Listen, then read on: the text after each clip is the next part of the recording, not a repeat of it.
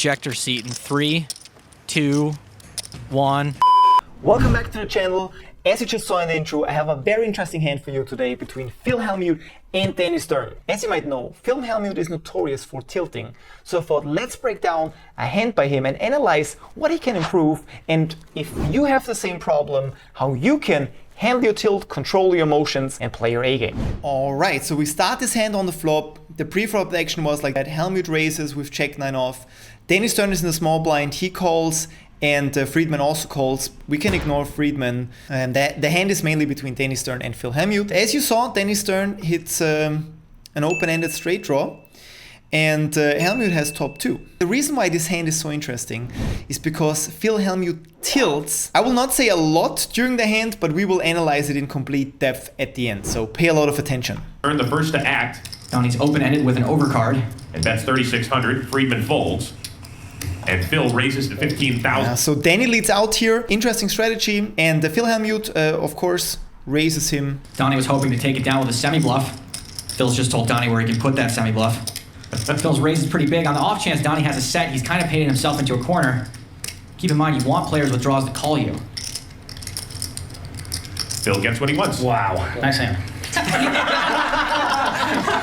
So Phil Hellmuth makes a joke here. That's usually what people do when they get a little bit nervous. I think Phil Hellmuth was in that spot before. He plays that stakes on a daily basis. Makes a joke. The commentator makes a nice comment about this as well. The turn is the 8 of hearts. Dani's made it straight. Phil's just joking, but I think his mindset coach must be teaching him the secret or something. So as his mindset, if I would be his mindset coach, of course, making jokes is definitely a strategy to release stress, but I think you have better ways to deal with it. He accidentally read bink. Dani's in a great spot because he's got the nuts and he's pretty sure Phil's got something big as well. Stern bets 25 grand. Hellmuth quickly calls. To quote Phil from yesterday, that's a snap call, kid. Even though he's dead to a boat. The river, the 7 of hearts. So with that board, slows down the action a little bit. The 7 of hearts completes the flush. But I think Dani Stern has a very strong hand. Phil Hellmuth, top 2 pair. On that board, 2 pair are not worth a lot, especially given the action. But the interesting part of the hand comes now.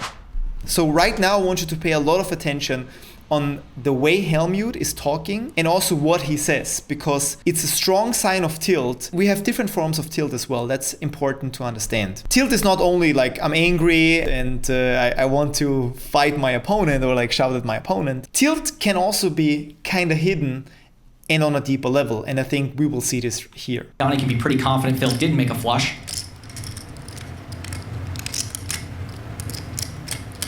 He'll be safe from the value bet this river. Stern makes it 35,000.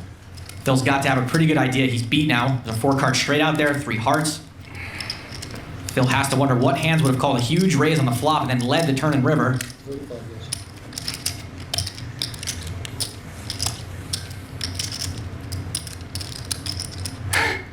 Is this for real? I mean, is these hands for real? Phil's impression of David after dentist. Phil can't believe he's been run down again. He may be trying to talk himself into making a I can't be this unlucky call. Dani's also given him pretty good odds to make this call. 35K more to win over 120, about 4 to 1. Phil should maybe be suspicious of getting such a good price. Wow. What can I beat? I mean... What I wanted to point out here is the commentator says Phil Hellmuth should be a little bit suspicious given the cheap price he gets. Yeah, he gets 4 to 1, good price. Plus, on top of that, given the action, given the board, the alarm bell should ring. And even Phil himself says it. He's like, can this be for real? I mean, what do I beat? What can I beat? I mean...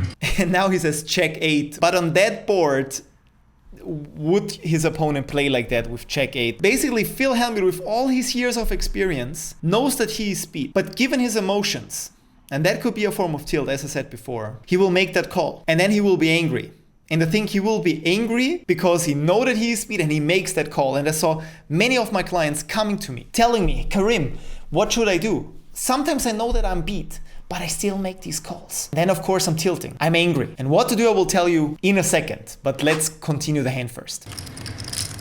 I guess I can beat Jack 8. Phil's trying to figure out what hands he can beat, and that's why this is taking so long. There aren't any. All right. Phil calls. Ejector seat in 3, 2, 1, blast off.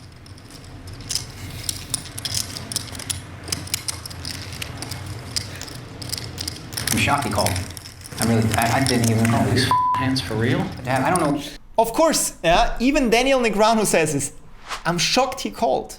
And I'm also shocked, but why does he call? That's something that maybe a small stakes player knows, that on this sport, given the action, you can fold here. Even though you get a good price, but I think, we saw the cards, which is a little bit easy to say that. I think the level that Phil Hellmuth has, he knows just logically, pure logic, he knows that he's beat, he knows that he can fold. Commentator said it, Daniel Negreanu figured it out, and I think Phil Hellmuth himself knew it. What can you do when you know that you're beat and you still make that call? Of course, this is a very deep topic and I don't want to stretch this video too long, but I want to give you one example that one of my previous clients had. He was coming to me and he said, I'm making the call on the river. I know that I'm beat, but I just want to have the confirmation. I want to see if I'm right. And in his case, this was an ego issue because the importance of his ego to get information was more important compared to making more money. So that was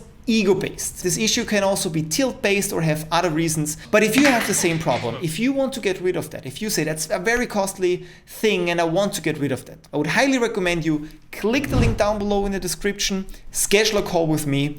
I will take the time personally and analyze your specific situation, and we will break down where this is coming from, what you can do, and how to solve it in our call. That being said, see you in the next video.